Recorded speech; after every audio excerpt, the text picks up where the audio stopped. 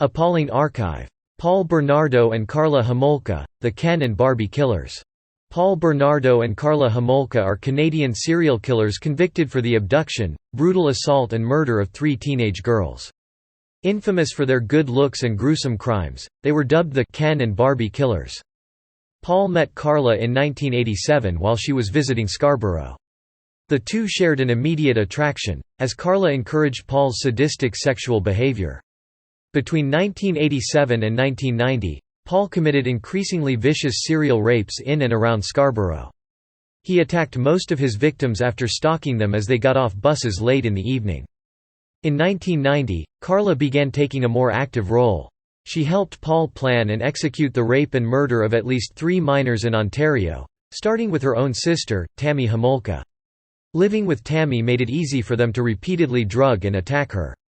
The attacks on Tammy ultimately ended when they slipped too much animal tranquilizers into her drinks one night, causing her death. Tammy's death was ruled accidental, the result of choking on vomit after consumption of alcohol. In the early hours of June 15, 1991, while driving around, Paul came across 14-year-old Leslie Mahaffey. Leslie had been locked out of her house for missed curfew after attending a friend's wake. Paul approached Leslie and then she asked him if he had any cigarettes. When Paul led her to his car, he blindfolded and forced her into the vehicle. Paul and Karla videotaped themselves torturing and sexually abusing Leslie while they listened to pop music. Paul claimed, Karla fed Leslie a lethal dose of halcyon. Karla claimed that Paul had strangled Leslie to death. On April 16, 1992, while driving, Paul and Karla spotted 15-year-old Kristen French walking home from school.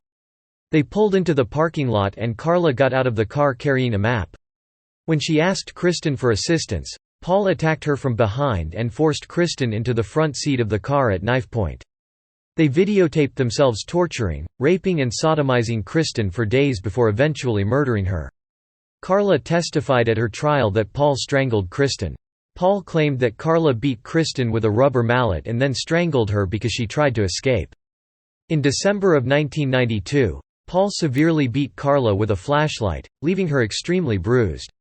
Although she lied about the beating to cover for Paul, her coworkers called her family and they rescued her.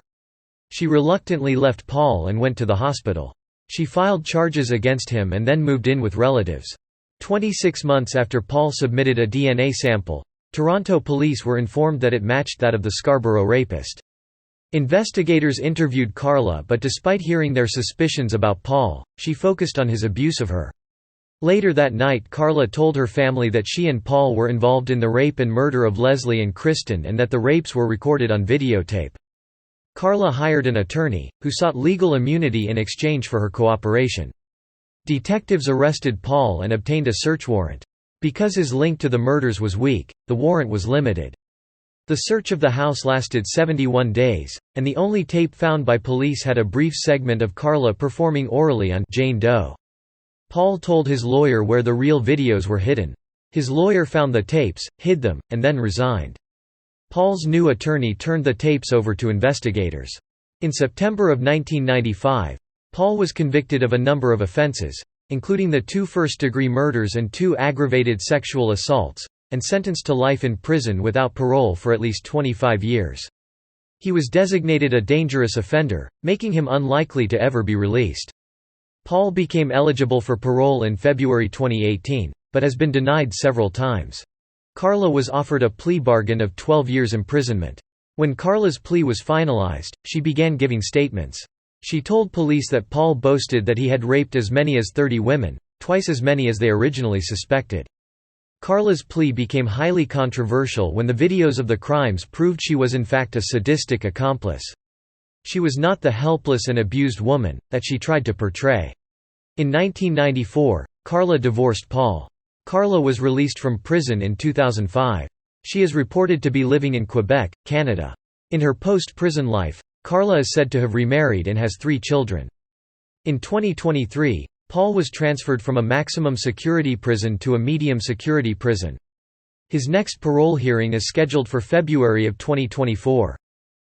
In addition to the 3 confirmed murders attributed to Paul and Karla, suspicions remain about at least 10 other possible victims of the couple. Please like and subscribe for more.